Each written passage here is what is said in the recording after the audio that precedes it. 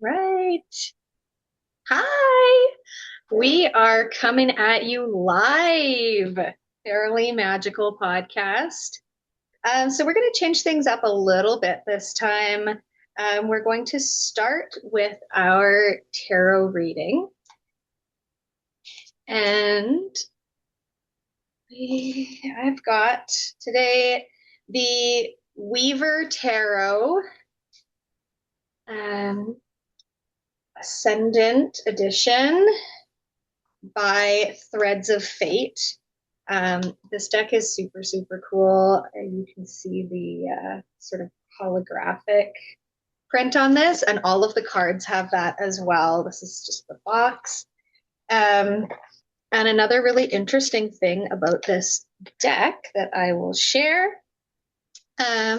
is that it has been made entirely gender neutral. So all of the gendered terms of cards have been changed. And so, in case cards end up being pulled that do not sound familiar to you, that is why. Really cool deck. So, this is the back cards here. Oh, I love that. Okay, so we're shuffling our deck. We are pulling. We're just gonna pull these as they come. See what we get. Okay, well, the deck is taking us very literally today. Very literally. I have pulled Magi, which is the magician. The magician. And the magician is going to give us manifestation, desire, thinking about the things that we want in life and reality. And that's the kind of magic that it brings. Now we've got the Six of Cups. The Six of Cups is it's very healing, honestly. It's a lot of sort of dealing with memories and healing from the past.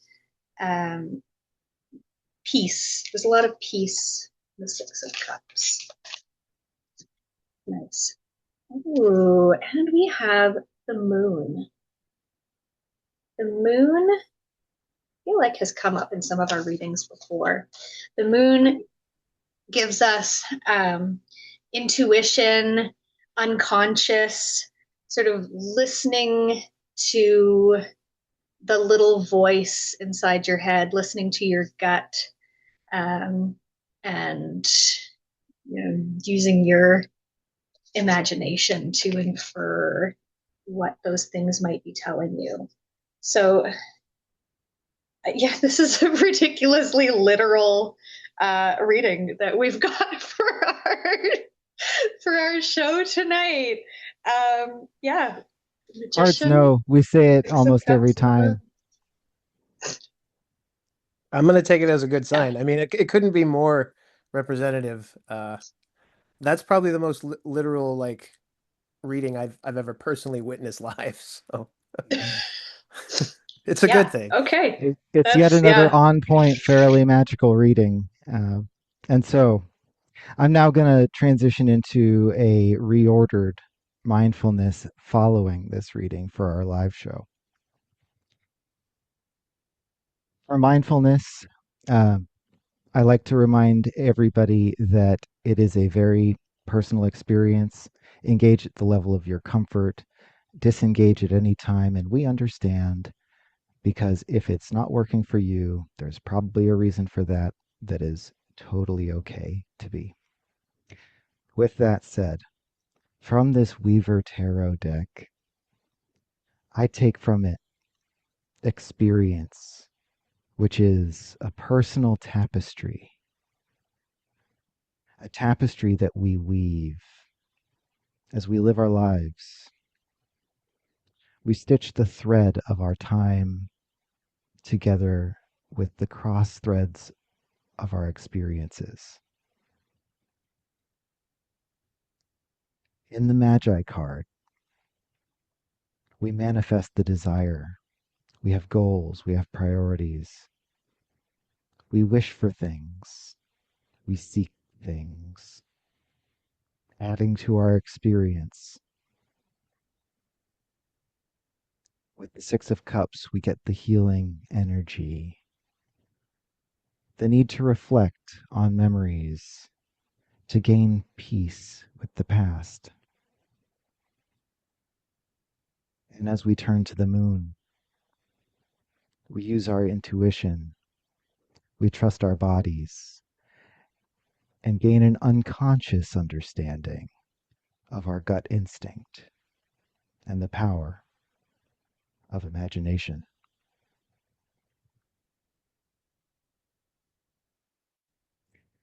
Sit with the tapestry of your experience for a moment and breathe if you're so inclined to participate.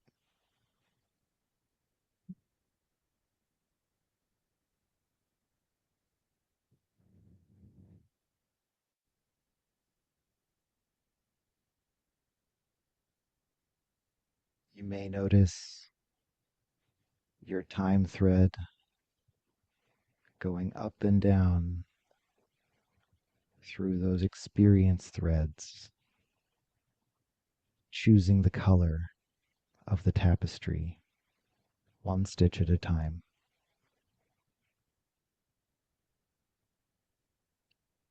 And as you ride those stitches to your current point in your tapestry, we welcome you here to the first live edition of our Fairly Magical podcast.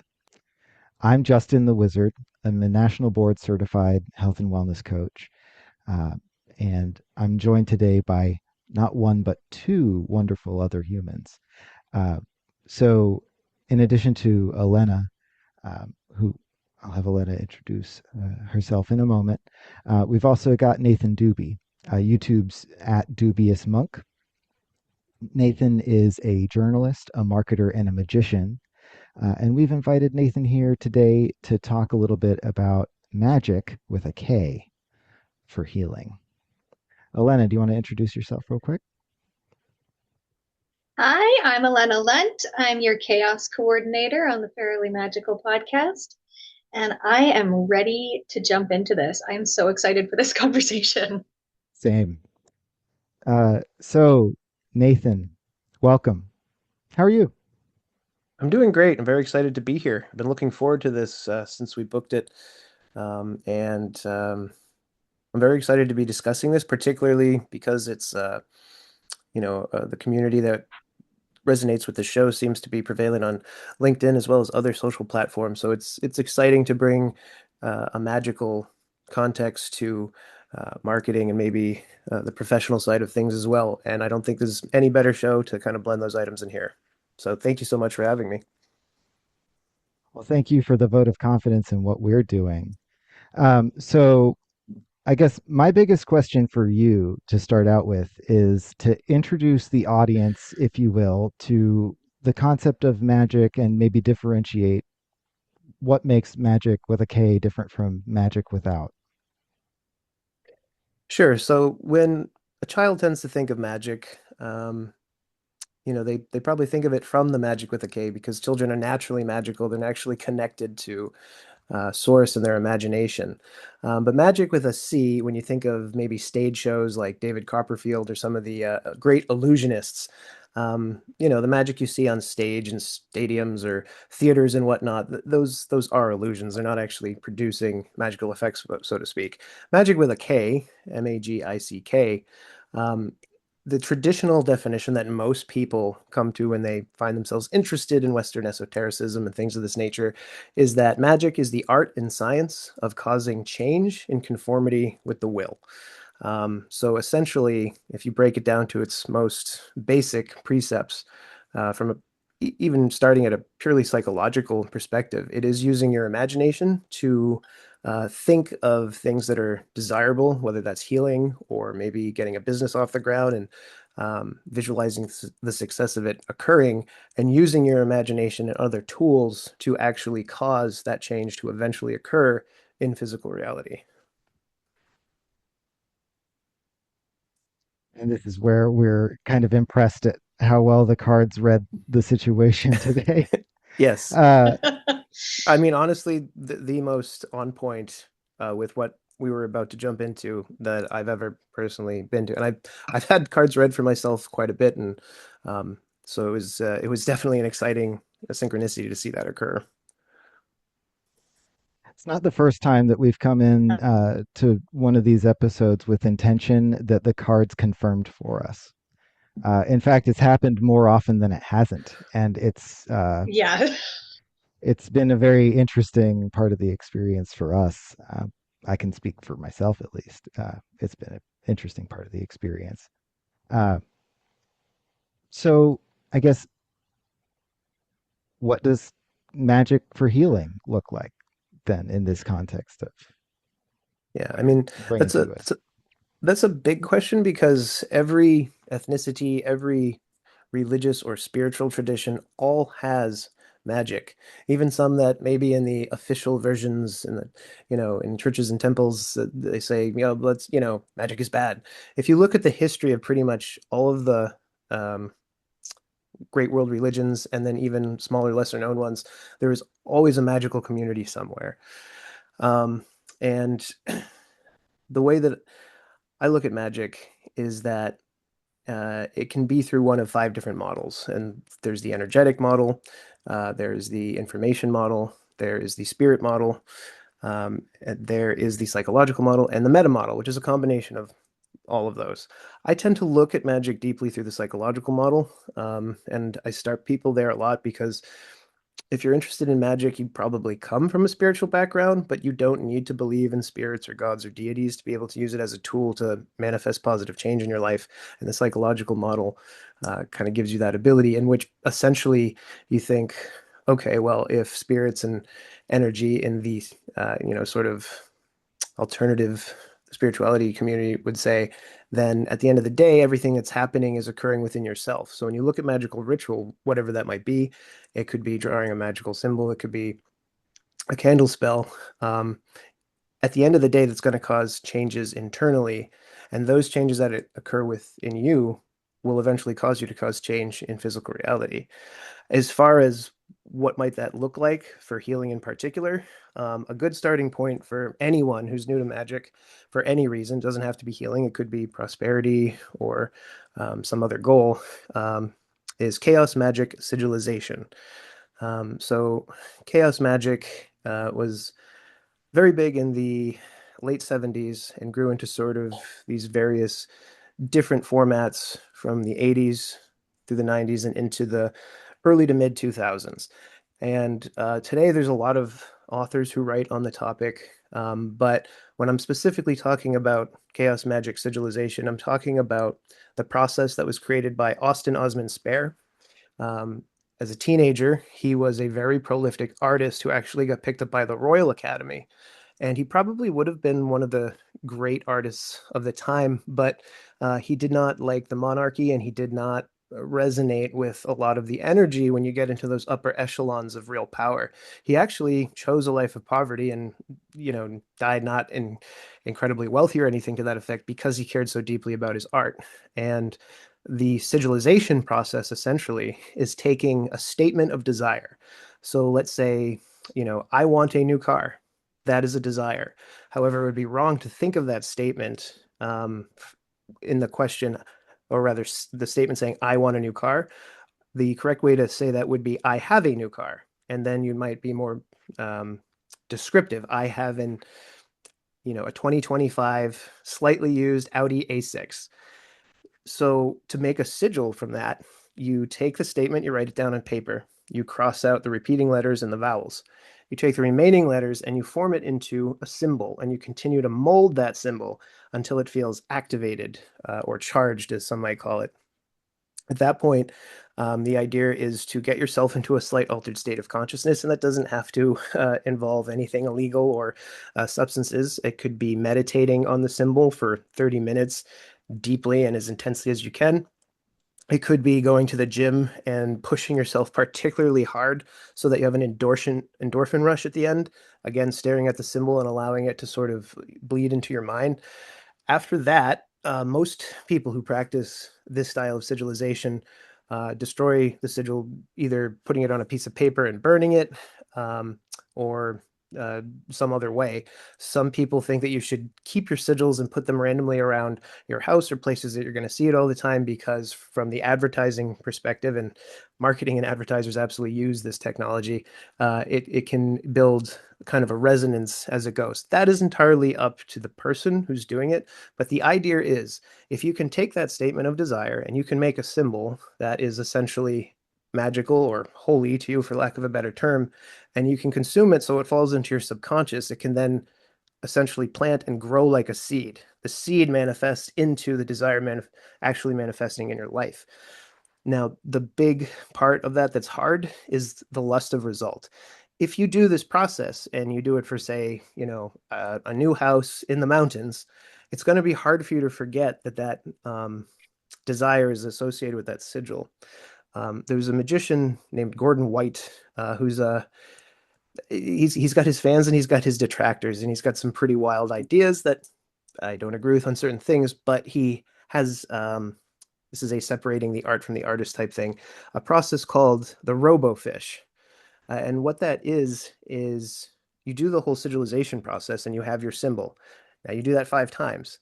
Now you charge each of those symbols 5 in a row. So this could take up to an hour, depending upon if you're meditating or you're in excitatory state from extreme exercise. And it's going to be different for anyone. But if you charge each of those symbols one after the other in a row, by the time you finish that process, you cannot remember which desire goes with which symbol. And if done correctly, those seeds are planted in your subconscious, and then through you, you physically manifest your desires, whether that's money or a car or a new community of people or a group of individuals who care about, planet Earth, whatever it is that you're trying to manifest. And the one thing that people always say is, well, if magic is real, why doesn't it work? And a lot of people will make a sigil and be like, I won the lottery for $150 million. Now, even if magic can be proven, particularly sigil magic, that it decreases the probability, and there are studies from the Institute of Noetic Science on these very things from the scientific perspective, starting with such a big goal is probably not going to manifest because of the probability of it being. To do really good with sigil magic and to achieve things like getting that new car or that new house, you start small. And if you've never done magic before, make a sigil for something like, I found 3 tennis balls at the dog park today. The probability of that is fairly reasonable now. To find 3, Hmm. maybe a little bit more. So if you get into this, and it's the easiest type of magic to do, you don't have to read for 10 years before you dive into this, like some forms of magic, which you really should know what you're doing before you get involved. Anybody could do this, and you could be an atheist, you could be a nun, you could be a Buddhist, you could, it doesn't matter. If you do this process and you start with small goals and you track your success, eventually you will figure out, certain things that are unique to you as a human being and the process of sigilization. And once you figure that out, you will notice, if it works for you, synchronicities start to pop up in your life directly related to the success of that thing happening. And if you can get to that point, then you just build a set of sigils, and creating a shoal. That's the robofish. That's the appropriate name for the technology, is shoaling. And the reason they call the robofish element in shoaling is because the magician who came up with this was an avid diver, scuba diver, and he was learning about this group of people who are trying to figure out certain things about the hierarchy of roles in this specific type of fish. I don't recall what it is. So they built an electronic fish that they were trying to just simply, you know, learn the culture of this particular breed of fish. But as it turned out, the fish started following the robofish. So the idea of the shoaling is, if you can remove the lust of result for a series of sigils, it's going to manifest quicker. And what the robofish is something very simple. So if you're trying to get a new house, you do a sigil for, well, I gotta raise at work. I got a promotion. I got an unexpected high tax return, whatever it is, the small things that leads up to that. And in a shoal, you want to include something very simple like, I drank a cup of coffee today. That is the robofish. And if you can put that at the beginning of your process, the bigger things follow the robofish, and then the shoal effectively forms in your life. I know I threw a lot at you and all that, but I wanted to go through the entire process without breaking if possible, because it's a little bit involved, or it sounds that way. It's actually incredibly simple once you start doing that. And this is a process that anyone can use, and whether that's for healing, prosperity, or what have you. Before Elena might have questions, but before we get to that, I just wanted to comment that that is a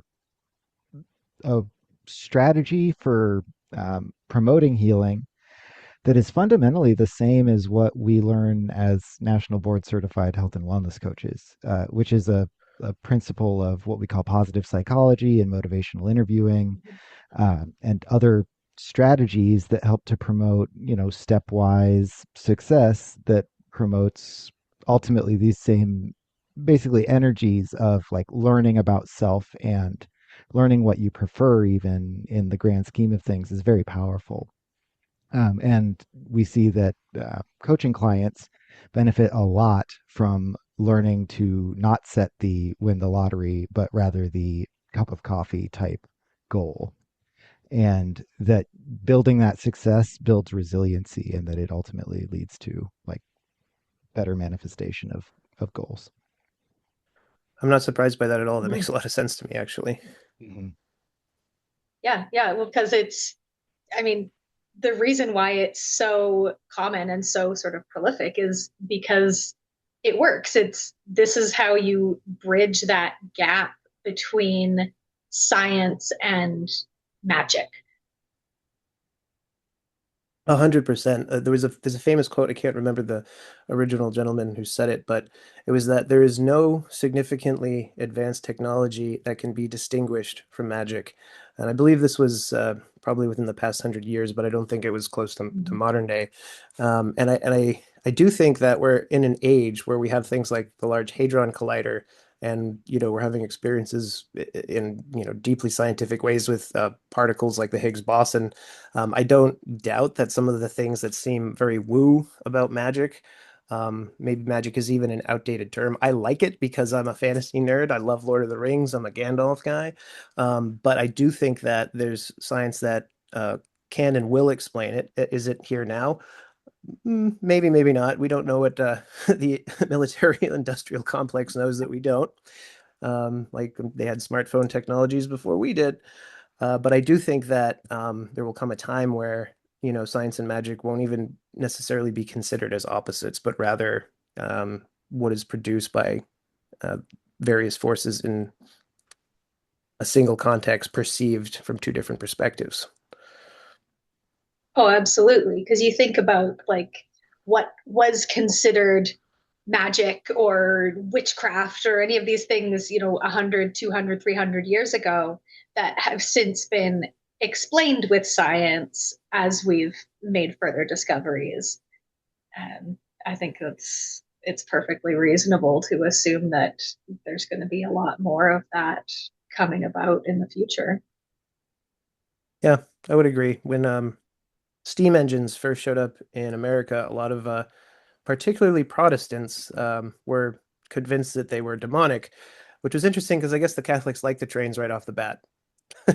But you can kind of understand that. I mean, we're seeing a modern day version of that when we look at AI, for example, which I know I know Justin how you feel about AI, and I certainly am like a 50-50 split.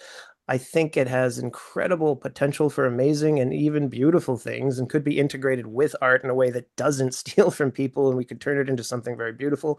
But at the same time, there's the obviously Terminator 2 darker aspect of watching what unfurls. But at the same time, if you took ChatGPT today and went back to 1990 even and showed that Oh, to the average family, I mean, I'm sure that they would be like, "Oh my gosh, there's a portal to the the spirit realm is opened," or something that effect. And that's just kind of a natural byproduct of moving through the human experience between science and magic.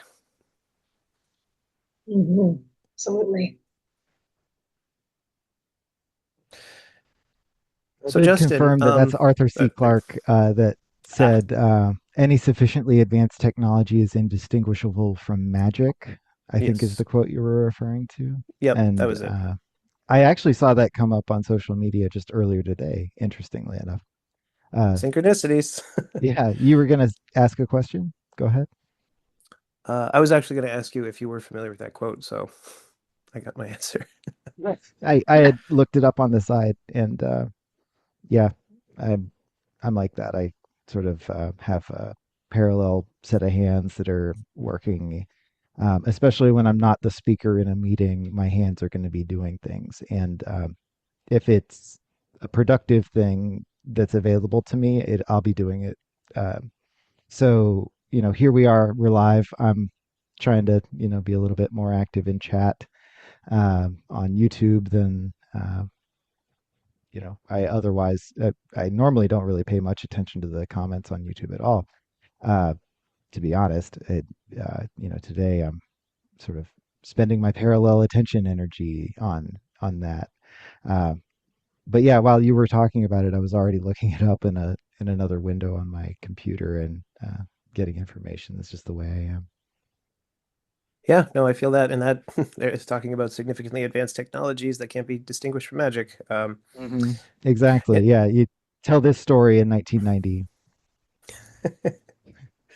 yeah. Oh, you work from home? You don't have to go into the office? Right. Yeah, exactly. You Yeah. have headphones with no wires? Yeah. Yeah. We have all the information in the world in our pockets. It's not quite as cool as Back to the Future 2 made it seem to be, the No, flying it's really cars not. and we have Yeah. a product they call hoverboards, but they're those little electronic boards with the tires on the side Mhm. lengthwise instead of like a Yeah, I've got like skateboard. It's one like, wheel in them. it's the Temu version of Back to the Future 2 that we got, but Yeah, yeah, we all ordered our future on Wish. Yeah, the medical community, I can say, is pretty not a huge fan of those hoverboards, is my understanding, I could for what imagine. it's worth. Every time I see a kid on one, it just, especially on a sidewalk, it's like you hit a pebble, like, and there's a lot of Mhm. videos of, people just face planting from it, which I guess that's good for the viral algorithm, but Yeah. c'est la vie. Ah, But skateboards too. Just like Back to the Future, it also doesn't work over water. Yeah, yeah, no, that could definitely be problematic. Uh, no, really though, magic is an interesting topic, especially when you apply it to healing. I use magical metaphor all the time in my coaching, and a lot of it's rooted in things like video games or tabletop games. Um, our first video ever here on the podcast was spell slots, and that's about the Dungeons and Dragons concept ported into basically spoon theory. Um, and so, that in my own usage becomes its own form of magic in terms of like an energy management magic. Uh, and magic is not limited to that. I posted the other day about how I have a permission slip. It's a sticky note that I put on the page of my notebook before I take notes to remind me to ask for permission to take notes with a pen for my coaching clients in particular, where, asking permission is a good best practice. And that's something that I cast the spell with my little sigil, my Yeah, rune. Um, the word permission is all it needs to be. yeah, it's interesting you bring that up. Permission and consent are key to the success of any system used for Yeah. self-improvement. It's interesting, like that this is specifically about healing magic. Um, for people, particularly who work magic through the spiritual model. So these are generally people who accept that gods and goddesses are real, angels and demons, or if it's a different, religion or, geographical part of the world, it could be the Lawa, which are elemental spirits from Vodun and some of the African traditional religions. But it can also be people who are uh, who are deep into depth psychology, which you would say, okay, that's a psychological model, but um, depth psychology being the the imaginal playground of Dr. Carl Jung, um, who developed depth psychology and analytical psychology, in which he would diagnose people through uh, analyzing their dreams and asking them to make pieces of artwork, specifically mandalas.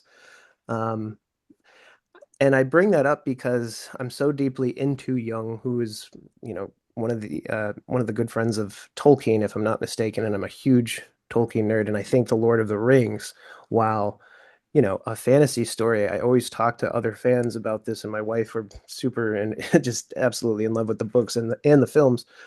Is that The Lord of the Rings is not a true story. Uh, it is a story that contains uh, incredibly powerful truths, a collection of these things. And I guess I brought up that aspect because whether you're looking at a deity or a goddess or an angel or a demon, or a fictional character, quote unquote, for that matter, a Frodo or a Sam or the Nine or Sauron, whatever it is, um, I would argue that the archetypes and the egregores, which are, essentially human constructs, they can have a kind of free will. And if enough people, give energy to something like that, it can birth the psychological equivalent of a spirit. Um, I got a little off track. Sorry, I lost my train of thought. I was talking specifically about the spirit model of magic, but I did lose my train of thought. I apologize. It's okay. You use the word egregores. I don't know if you want to maybe help define that for the audience that's never heard of it. Yeah, so the first time I heard of that, I want to say I was maybe 17 or 18. And I was reading about perennialist philosophy, Hermeticism, different modalities of thought outside of Catholicism in medieval times. So essentially, what an egregore is an artificial psychic entity created and sustained by the group of people who believe in it. So, an example, I think Santa Claus is probably the most powerful egregore on the face of the planet. Um, the one that uh, is loved by both children and massive corporations for two very different reasons. But yeah, I mean, Santa Claus is a perfect um, example of that because you think about how many kids, and it's generation after generation after generation, invest happiness and joy, and maybe they uh, don't put gum in their sister's hair because mom says that Santa's not going to bring you toys in the winter. That creates an extremely powerful thing, and I honestly don't think of Santa Claus as something that is not sentient. I think that being fed through belief, through ritual, and through energy that is invested, whether it's Santa Claus or Gandalf or what have you, those things can be equally as powerful and worked with as spirits in the same way that people in religious modalities, pray to God or the saints or angels. Um, so, yeah, they are synthetic sentient spirits, for lack of a better term. Yeah, yeah, definitely. I like that. And what's interesting about that is um, there's an area of magic called pop culture magic, which I think has only really existed for maybe 30 years, give or take. Two of the probably most prominent chaos magicians in the world are also two of the most famous comic book luminaries. Grant Morrison, who wrote the comic books The Invisibles and also wrote one of DC's most endearing Superman comic books. I don't know if that was a series or if it was a graphic novel. And then Alan Moore, I mean, he's considered a legend in the Comic Con culture. He wrote the books that eventually were made into movies, V for Vendetta, Watchmen, and a few others. They are both professing magicians. They both do believe in actual spirits, and they also talk a lot about egregores and archetypal energies as well. And they're interesting in that respect because pop culture magic is ultimately looking at something like the X-Men or Lord of the Rings or whatever it is. And if you're interested in doing magic and you want to work with spirit, but you're an atheist, or maybe you had a bad experience growing up in some type of religion and you don't want to use that kind of iconography, if you have a really intense emotional connection to a character, whether that be, Wolverine or Storm or what have you, you can use that in place of a saint or a celestial being like an angel, and you can Mhm. replicate what you would experience doing that type of magic from a religious context in a more psychological one and still get ultimately the same results. And I say that as someone who is both deeply spiritual, um, has some, issues with my previous religious experiences, which I no longer am, and also a huge nerd. So I I try to provide context with these three things because my biggest fear coming into this was, if people are like, there's no such thing as spirits, there's, you live, you die, that's it. And that's fine if that's your opinion, but even if that is your opinion, magic is still a technique that can be used to change your life for the better. You can get that car, you can get that house, you can start that business. You want to breed foxes in Alaska, like, there's nothing too crazy if you break down your goals and you sigilize and shoal for each of those things upward. And sigil magic is only one of many different types of magic. There's candle magic and hoodoo, American folk magic that revolves around the use of candles, dirts, and oils. And what's interesting about hoodoo, which a lot of people confuse with voodoo, which is actually Vodun, the African traditional religion. Hoodoo is a magical practice that combines elements of African spirituality, Native American spirituality, and believe it or not, some components of Southern Baptist Christianity. And hoodoo, um, in the South, particularly, 50, 100 years ago, a lot of, old grandmothers in Baptist churches, were praying and reading the New Testament, but at the same time, if somebody was mistreating their family, they might have a black candle and a darker one of the proverbs, literally from the book of Proverbs, combined to make sure that somebody doesn't harass your loved one, or that you got a court case because you were wrongly accused of something. And so there's so many different types of magic for, like I said, each and every geography, spirituality, and so forth. The reason I kind of wanted to focus on chaos magic style sigils is because it's safe, and anybody can do it. So you can read 100 books before you do your first spell, or you can just get to work. And honestly, I always start with sigils and I say, just go. Like tomorrow, figure out something you want. Maybe you want a watermelon and your store is out. Make a sigil for a watermelon and go for a drive. You might find a farmer's stand on the side of the road. And that's honestly how it starts to work once it does work. And yeah, in a nutshell, it's the perfect place for anyone to start who's not already doing magic. Mhm. It's really Yeah, cool. It gives me that's good advice. lots of ideas as a coach for sure. Yeah. Other coaches may be watching this and getting ideas for ways that they can inspire. Some clients seek novelty, and this is a very novel way of introducing healing strategies to people. Uh, Coaches, we have to say, like, we don't prescribe, diagnose, or treat. Um, but that doesn't mean that people don't heal when they get the services of a coach. Uh, there is a certain benefit to health and to wellness from getting this Mhm. type of manifestation assistance, whether it's from magic or from a coach, um, or from community or family or other ways. Um, it's all magic in my mind.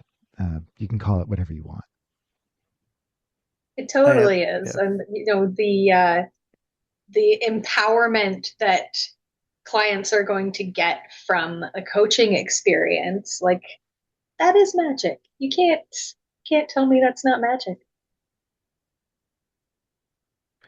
I mean, honestly, I think the human experience itself is magic manifest. Whether someone believes in a god or lack thereof, we're alive. We're here on this planet. We also have telescopes, and I mean, the pale blue dot, as Carl Sagan said it, you get further, further away from Earth, and I mean, what is out there is incredible. And I really do think that life itself, maybe even for animals, is essentially just magic. There was a fantasy movie that was sort of a obviously inspired by the Lord of the Rings, near and dear to a lot of people's heart. You probably know Willow. You guys see the movie Willow from the 90s, and they had a TV series for it. Wasn't as good as the movie, but Willow in the TV series says that magic is um, the lifeblood of the universe. And it was either that show or another one that said it's the birthright of all humanity. And that's totally true. Now, I haven't seen a bear or a cat or a dog do magic yet, but I'm not saying that they can't. But what's interesting about human life, I mean, um, when you say that everything's magic, so your coaching is a form of magic, artwork is a form of magic, playing baseball is a form of magic, and all of these expressions of that, when you really start to be able to think of that in a deeper level, I mean, you look at physical reality. I mean, buildings, houses, skyscrapers, and all this, we take this all for granted as if it's just the way that things are. But if you could put yourself in a space like a character in a video game that has magical powers, like if you could create a world, things could be completely different than they are here on planet Earth currently. And most of what we take for granted as reality or normal is just the manifestation of other powers who are very adept at magic for good or ill. And when you kind of come to that realization, I think it's important because we can take a look at our lives and see what's going on in the world that's, wrong, terrifying, bad, and a lot of that going on right now. But all of the things that led to that was just people who know that what we're saying is true and are capitalizing on it. I think a lot of people today who are in the working class, myself included, it's easy to get discouraged by the way that the system is, but we need to remember that the system was created by other people using these same tools. And I think as more and more people wake up to the truth that we are powerful as humans, whether that means anything outside of science or religion, it doesn't matter because our collective experience is showing that this is real. And when we come together as people, we can make changes in the world. And I think with some of the scary stuff that's going on in the world right now, having conversations like this, the three of us in this podcast and other people who are doing things like this, that is magic, and we can connect these things like a node on a grid or a network, and we can turn this shit around. Is what I'm getting at, Yeah. I guess. Hmm. We can collectively, incrementally take those small steps, those little successful spells, little manifestations, uh, and turn them into a better world. One step at a time.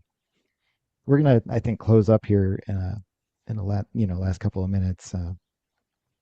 For any other thoughts, Elena or Nathan? I mean, I think we covered pretty much everything I wanted to in this episode. Like it's a big topic and we scratched the surface, but I'm hoping I provided useful tools. I mean, my goal for tonight's show is that I could give as much useful information as I could without getting stuck in an armchair modality. Like it's very easy to read books about magic for 10 years and never do it and think like, oh, I'm not good enough or whatever. Start that business, buy that car, and if you don't have the resources, do the sigil shows to get the resources, and then just keep increasing and going from there. And I say this as someone who's accomplished it. I've accomplished some very big things for myself personally, and I'm not going to go into personal antidotes. But the reason I felt comfortable coming on the show and telling you this is because I personally 100% know that it works. Obviously, that's my personal experience, and your mileage may vary. But I really hope, if nothing else, people took away from this some useful tools that they can use to start their podcast or write their fantasy novel or do the thing. Or start putting that art into the world, or you know, telling stories, improvising stories. That's another thing that I'm starting up here on this same channel soon. So, in addition to this, I've got now two kind of podcast efforts that I'm working on. And that's exciting, and I've manifested it, and that's magic. That it is. That it is. That's awesome.